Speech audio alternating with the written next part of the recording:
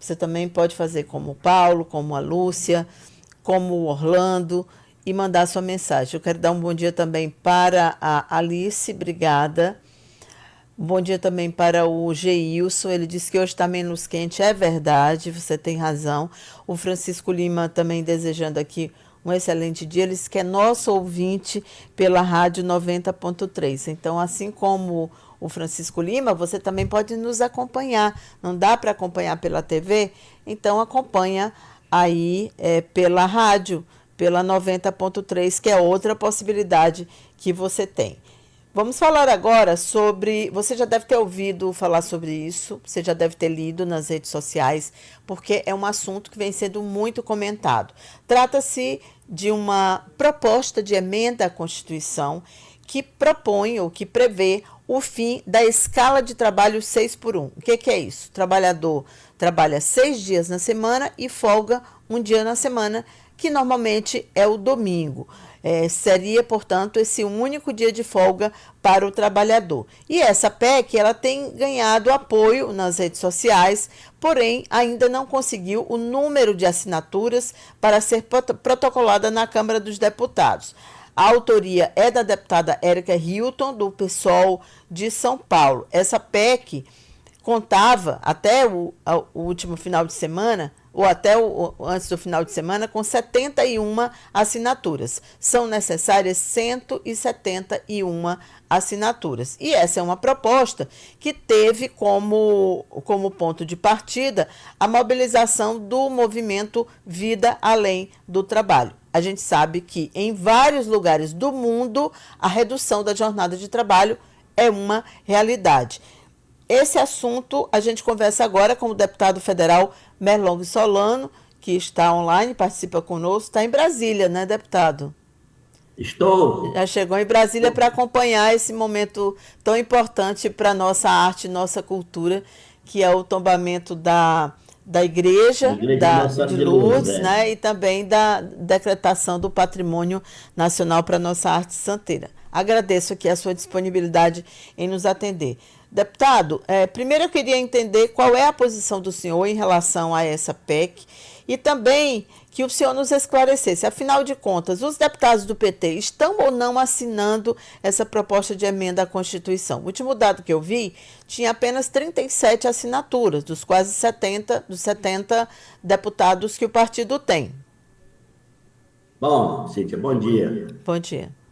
Ontem à noite eu vi esse levantamento, já são 79 assinaturas, destas 79, 40 são do Partido dos Trabalhadores, e entre elas a minha. Então, é porque o diálogo, a comunicação dentro da Câmara, Cíntia, não é tão perfeita. Eu, por exemplo, não conheço ainda a deputada que apresentou essa PEC, pessoalmente, né? Então, eu fiquei sabendo da PEC dela há poucos dias. Logo que soube, eu assinei. Isso deve estar acontecendo com muitos outros deputados que, embora concordem com a proposta, ainda não tiveram conhecimento da mesma. É preciso que quem apresenta a emenda faça um trabalho de ir aos gabinetes ou procurar os parlamentares em outros lugares para que eles possam assinar a matéria. Então, é uma PEC que tem uma proposta muito interessante, porque a atual legislação impõe a jornada de trabalho de 44 horas no setor privado. E a última reforma trabalhista que foi feita permite que essa jornada seja organizada em 6 dias de trabalho, a chamada escala 6 por 1, que a proposta quer interromper e substituir por uma escala 4 por 3, uma escala em que os trabalhadores trabalhariam 4 dias e folgariam 3. A jornada seria distribuída em 4 dias. Se for 44 horas, 44 em 4 dias. Se for 40 horas, 40 horas em 4 dias. E então, acho que logo, logo ela terá as assinaturas necessárias. O que, entretanto, Cíntia, não garante a sua aprovação. Claro. É Esse somente para ela tema, ser recebida, né? É somente para ela ser recebida. porque esse tema não é a primeira vez que se apresenta proposta de emenda para reduzir a jornada de trabalho. A última grande alteração se deu na Constituinte, que elaborou a Constituição que está vigorando, que é a Constituição de 1988. Naquela época, o presidente Lula era deputado, o atual senador Paulo Paim era deputado, e eles apresentaram a proposta para reduzir de 48 horas, que era a jornada naquela época, 48 horas por semana, para 40 horas. Mas a Assembleia preferiu uma linha intermediária e aprovou essa atual jornada, que é de 44 horas, então é a que está vigorando. E de lá para cá, muitas propostas já foram apresentadas tentando fazer uma redução, para seguir o exemplo do que está acontecendo já em vários países do mundo, que já estão adotando jornadas em torno de 35, até menos do que 35 horas por semana.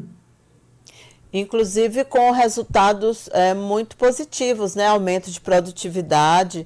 Eu vi alguns dados de países que reduziram para 4 horas a jornada e que estão tendo resultados muito bons. Há um certo pânico assim no Brasil de que se isso acontecer vai quebrar todas as empresas, de que vai ter um desemprego em massa, porque toda vez quando tem alguma proposta nesse sentido, a gente ouve de imediato essa repercussão, né? É verdade. É sempre assim. No Brasil, na verdade, no mundo, né? Sempre que se projetam, se vislumbram alterações estruturais que beneficiem a maioria da população, há aqueles que estão acostumados com o status vigente e alardeiam que a economia vai se acabar, que vai ter falência em série. Foi assim na época do fim da escravidão, foi assim quando se implantaram, quando se começou a implantar a jornada de trabalho no Brasil e no mundo. Eu lembro que o próprio Dia do Trabalho, o dia 1º de maio, e a fundação de muitos sindicatos pelo mundo afora, tem relação com a luta pela jornada de trabalho, porque não havia na legislação, durante muito tempo, qualquer tipo de regulamentação sobre a jornada. E as empresas faziam da maneira como lhe era mais conveniente, de modo que as pessoas trabalhavam 10, 12, 14, 16 horas por dia. Era um regime de escravidão no mundo do trabalho. Então, trata-se de uma questão de grande relevância, porque tem a ver com aquilo que se produz para a sobrevivência de toda a sociedade, tem muito a ver com a saúde de milhões e milhões de pessoas que, muitas delas, vivem praticamente apenas para ir ao trabalho e para voltar para casa.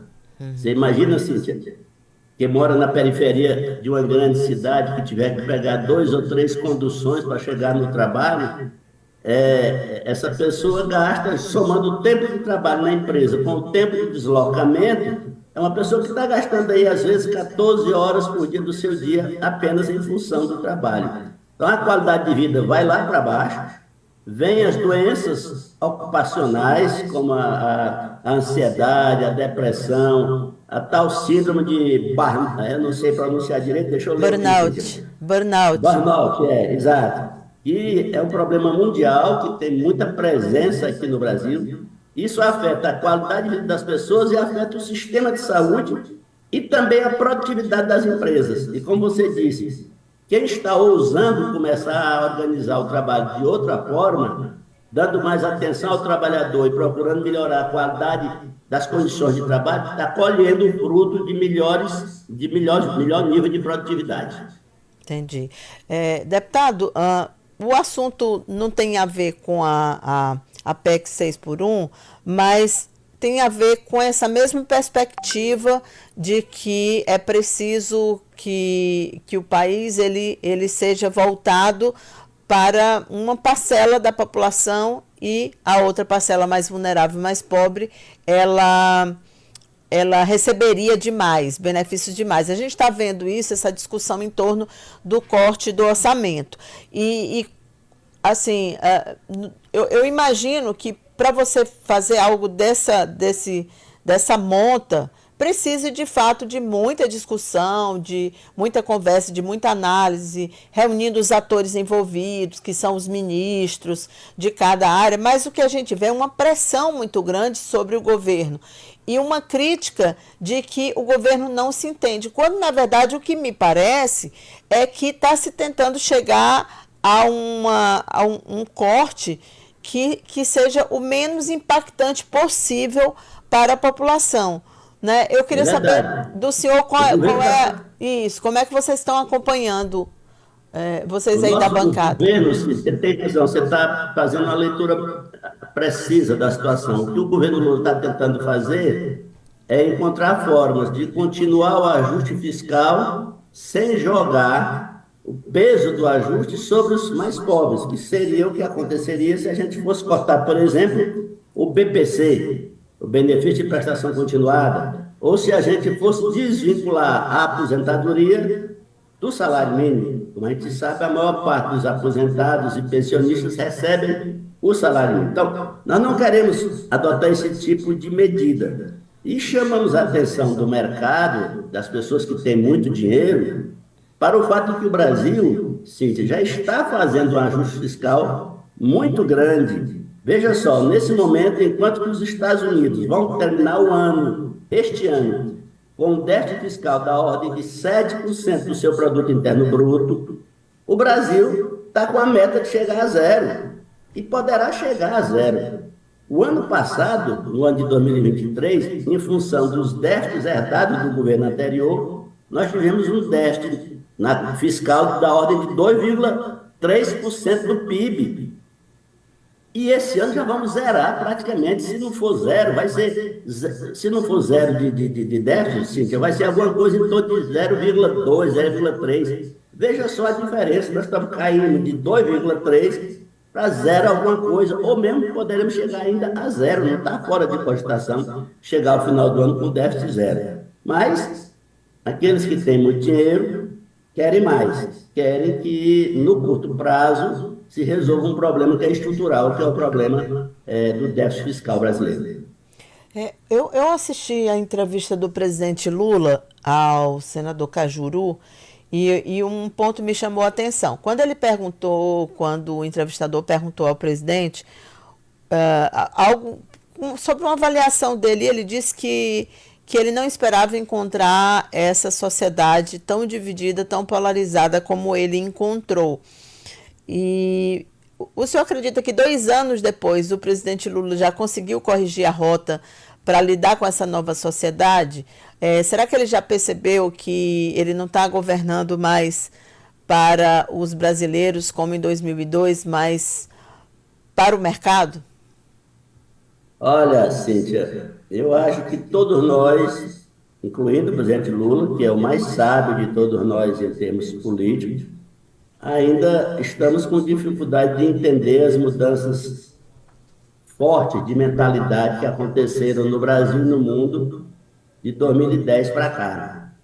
Esse fenômeno do uso dos algoritmos para catalogar as pessoas em faixas de pensamento, em faixas de interesses e trabalhar de maneira científica para manipular o pensamento das pessoas, que é uma coisa mundial. Esse fenômeno, eu tenho muita dificuldade de lidar com ele. O nosso partido, como um todo, tem dificuldade de lidar com ele, e acho que até o nosso presidente.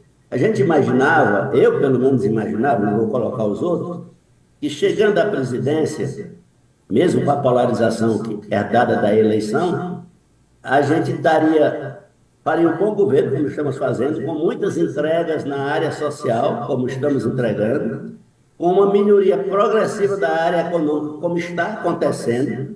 Eu imaginei que isso aí desarmaria a polarização e progressivamente aumentaria de maneira muito significativa a quantidade de pessoas dando sustentação política ao nosso projeto, que é de crescimento com inclusão social. Isso não está acontecendo. Nós estamos nos mantendo apenas equilibrados. E essa é uma equação que não nos interessa. Quem está no governo precisa ser capaz de convencer uma maior parte da sociedade dos seus projetos, tanto nas áreas sociais quanto nas áreas econômicas.